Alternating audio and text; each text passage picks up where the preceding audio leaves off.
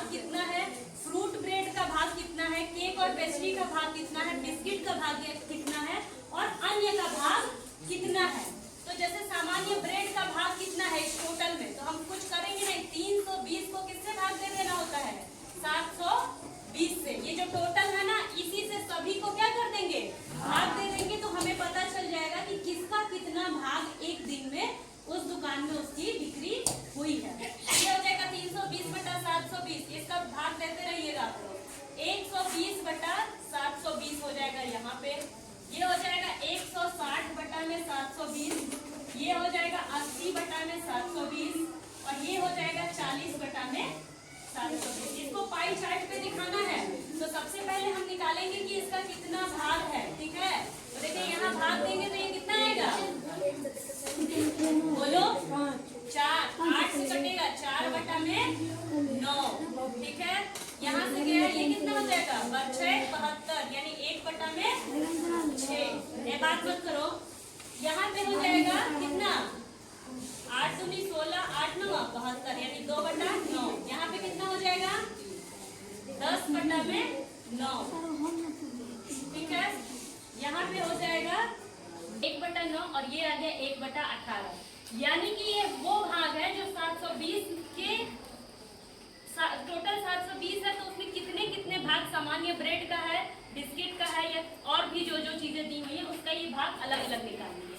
तो त्रिज्यीय pie chart बनाने के लिए हमें निकालना पड़ता है केंद्रीय कोण, और केंद्रीय कोण निकालने के लिए कल मैं बताई थी कि पाई चार्ट में हम लोग क्या करते हैं, पूरा सर्कल बनाते हैं और इसका टोटल एंगल जो होता है वो 360 डिग्री का होता है।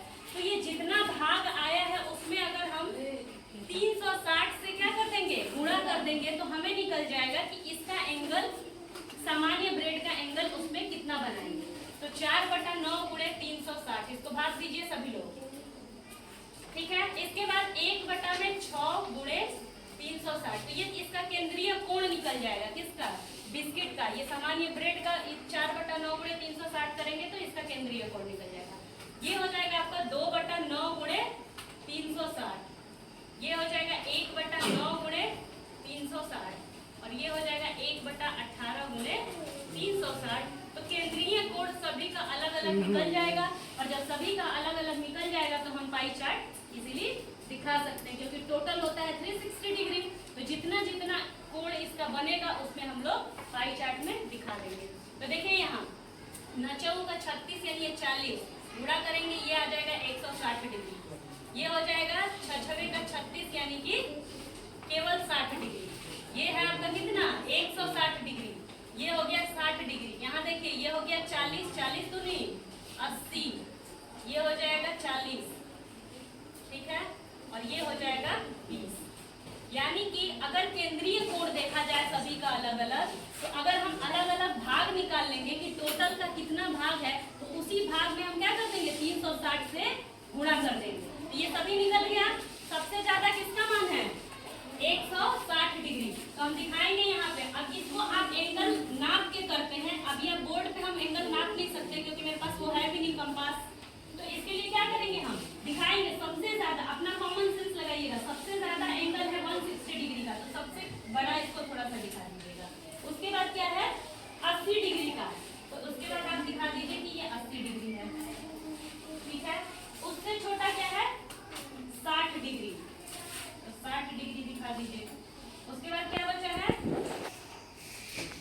ये 60 हो गया। उसके बाद 40 डिग्री, 40 डिग्री ये दिखा दीजिए आप। लेकिन 20 ज्यादा हो गया, तो इसके लिए हम क्या करेंगे, 60 वाले को थोड़ा ज्यादा कर देंगे। इसको दिखा दीजिए, ये 60 डिग्री, ये हो गया 40 डिग्री, ये हो गया आपका 40 डिग्री और ये हो जाएगा आपका 20 डिग्री। ये 40 हो गया, ये 20, टोटल करेंगे तो ये होगा 360 डिग्री। तो ये तो मैंने ऐसे रैंडमली लिख दिया, ठीक है, लेकिन आप क्या करोगे, इसको कम पहले 160 डिग्री का एंगल बनाइए, उसके बाद 80, उसके बाद 60, उसके बाद 40, उसके बाद 20, और यहाँ पे लिख दीजिए कि 160 डिग्री में क्या है, सामान्य ब्रेड है। 160 डिग्री किसका एंगल है, सामान्य ब्रेड का। उसके बाद 80 डिग्री किसका है, केक और पेस्ट्री का। यहाँ लिख दीजिए केक और पेस्ट्री। ठीक। डिग्री किसका है? बिस्किट का। यहाँ दिखा दीजिए बिस्किट का। उसके बाद 40 डिग्री किसका है? Fruit bread. फ्रूट ब्रेड खाएगा वो? उसके बाद 20 डिग्री किसका है? ये हो गया इन सभी का पाई चार्ट। ठीक है, एक दुकान पे क्या क्या बिका है उसका ये हो गया पूरा पाई चार्ट। तो पाई चार्ट बनाना सीख गया सभी लोग। इसी पे बेसिस में अभी क्वेश्चन बताऊंगी जो क्वेश्चन दिए हुए हैं हमारे बुक में।